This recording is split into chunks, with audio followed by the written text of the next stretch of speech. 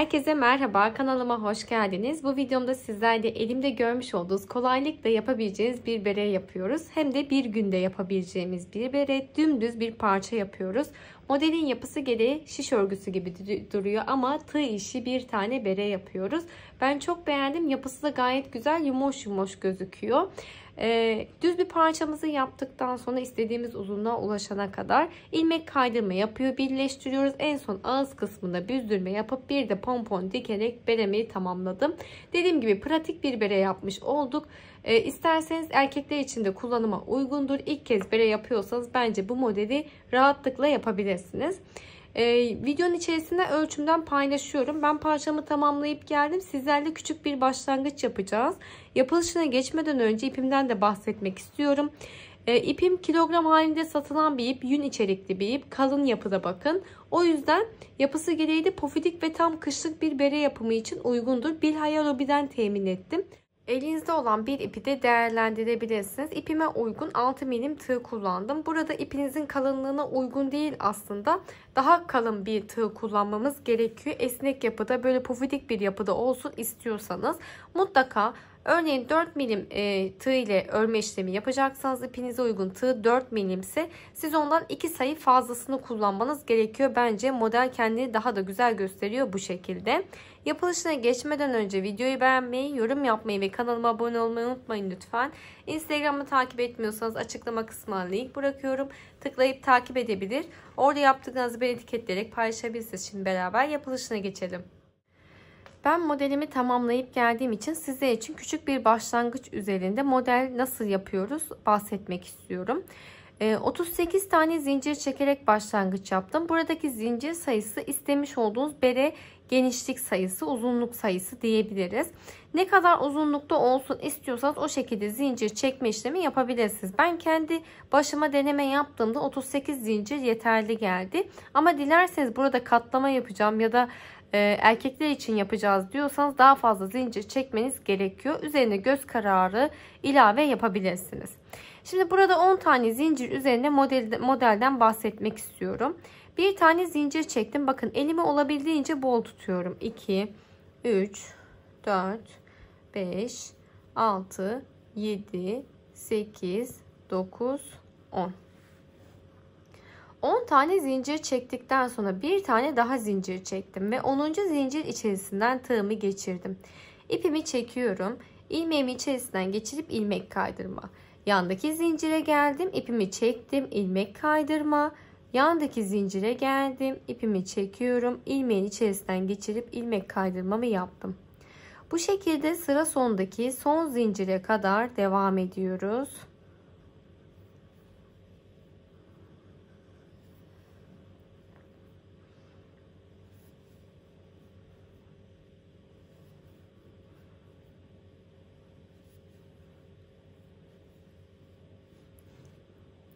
Şimdi sıra sondaki son zincirime de ilmeğimi yaptıktan sonra bir tane zincir çektim. Örgümün diğer tarafına döndüğümde ilk boşluğuma değil bir sonraki boşluğun arka dalından tığımı geçiriyorum. İpimi çekip ilmeğimi içerisinden çektim. Bakın şu şekilde tuttuğumuzda direkt boşluktan değil, İki tane dal halinde görüyoruz. Bakın bu birinci, bu ikinci. İkinci daldan, arka daldan tığımı geçiriyorum. İlmeğimi içerisinden çektim. Arka daldan tığımı geçirdim. İpimi içerisinden çekip ilmeğimi içerisinden geçiriyorum.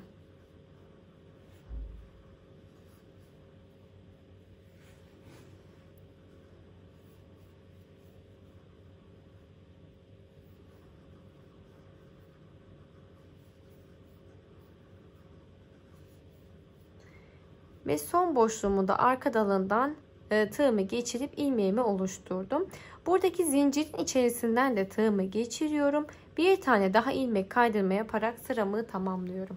Eğer sıra sonundaki zincire batma işlemi yapmazsanız eksiltme yapacağınız için düz bir görüntü elde edemeyebilirsiniz. Bir tane zincir çektim. Dibindeki boşluğa değil bir sonraki boşluğun arka dalından tığımı geçiriyorum. İpimi çekip ilmeğimi içerisinden geçirdim. Arka daldan tığımı geçirdim. İpimi çekiyorum. İlmek kaydırma. Ve bu şekilde devam ediyorum.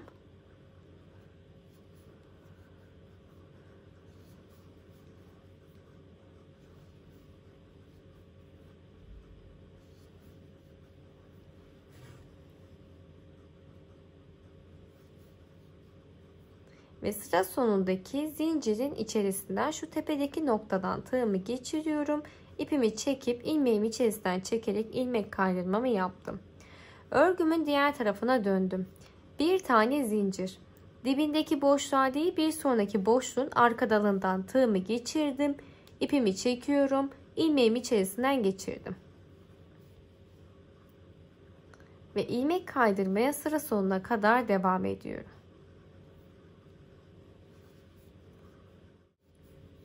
Ve sıra sonuna geldiğimde tepedeki zincir dalından tığımı geçirdim. İpimi çekip ilmek kaydırmamı yaptım ve sıramı tamamladım.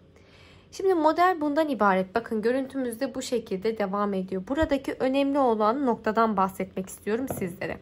Başlangıç noktamızda bir tane zincir çekip dönüş sağladığımızda dibindeki boşluğa batma işlemi yapmıyoruz. Dibindeki boşluğa batma işlemi yaptığımızda arttırma yaparız. O yüzden yamulma olacaktır. Bu şekilde bir görüntü elde edersiniz. Sıra sonundaki zincire batma işlemi yapmadan dönüş sağlarsak eksiltme yaparsınız. O yüzden başlangıç ve sıra sonundaki noktanız önemli. Devamı da örgümüzün hem ön tarafında hem de arka tarafında sadece arka dala batma işlemi yaparak devam ediyoruz. Ta ki istediğimiz uzunluğa ulaşana kadar. Şimdi istediğim boyuta ulaşana kadar devam ettim. Burada sürekli kendi başıma göre bir deneme yaptım. Bence ideal genişlikte oldu diyebiliriz. Sadece bu başak şeklinde gözüken model kısmı saydığımda 2, 4, 6, 8, 10, 12, 14, 16, 18, 20, 22, 24, 26, 28, 30, 32, 34, 36, 38 tane sıramız bulunuyor, modelimiz bulunuyor. Ben sizlerle bu noktada santim ölçüsünü de paylaşmak istiyorum. Genişliğini ölçtüğümüzde, uzunluğunu daha doğrusu 35 santim. Bu şekilde ölçtüğümde ise 21 santim ölçüsünde. Bir tık isterseniz daha da uzun yapılabilir. Ben birazcık kısa, birebir aynı ölçüde olsun istedim. Ama katlansın istiyorsanız bir tık daha fazla çalışabilirsiniz. Şimdi burada tamamladıktan sonra sıra geliyor birleştirme işlemine. Şimdi birleştirme işlemi nasıl yapıyoruz? 2 tane parçamı katladım. Şu tarafa doğru. İlmek kaydırma yaparak birleştirmesini yapacağız. Daha sonrası toparlamasını dikme işlemi yaparak toparlayacağız. Şimdi buradaki boşluktan tığımı geçirdim. İpimi üste çektim. Bir sonraki boşluğa geldim. Alttaki de karşılık gelen noktadaki boşluktan tığımı geçirdim. İpimi üste çekip ilmeğimi içerisinden geçirip ilmek kaydırma. Bir sonraki boşluğa geldim. Alttaki boşluktan da geçiriyorum. İpimi çekip ilmeğimin içerisinden çektim.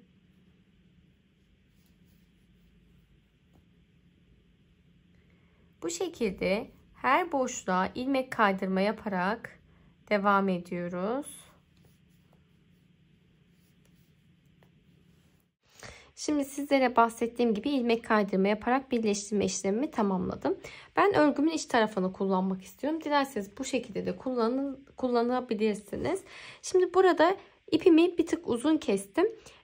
Çünkü dikme işlemi yaparak üstün toparlama işlemini yapacağız. Bunu nasıl yapıyorum? Hemen şöyle bakın, aradan atlama yaparak boşluktan iğnemi geçiriyorum.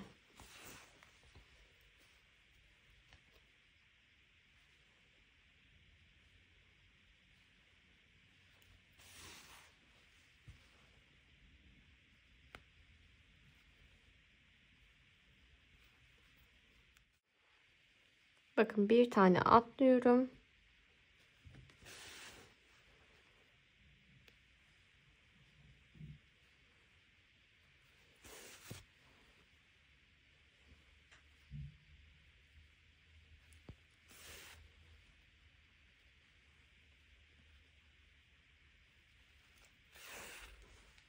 Ve burada hemen şöyle tamamen çektim.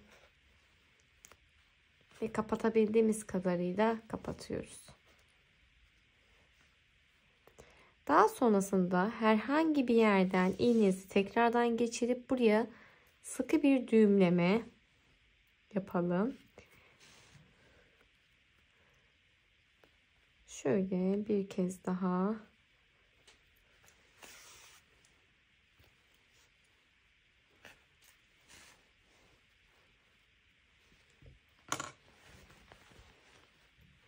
Bakın gayet güzel gözüküyor. Şimdi tamamıyla sabitlediğimizden emin olduktan sonra ipinizi kesebilirsiniz. Bu şekilde beremizi tamamlamış olduk. Dilerseniz üst noktasına pompon sabitleme yapabilirsiniz. Bence bu şekilde de gayet kullanışlı ve şık bir bere yapmış olduk. Umarım beğenmişsinizdir. Videoyu beğenmeyi, yorum yapmayı ve kanalıma abone olmayı unutmayın lütfen. Bir sonraki videoda görüşmek üzere. Hoşça kalın.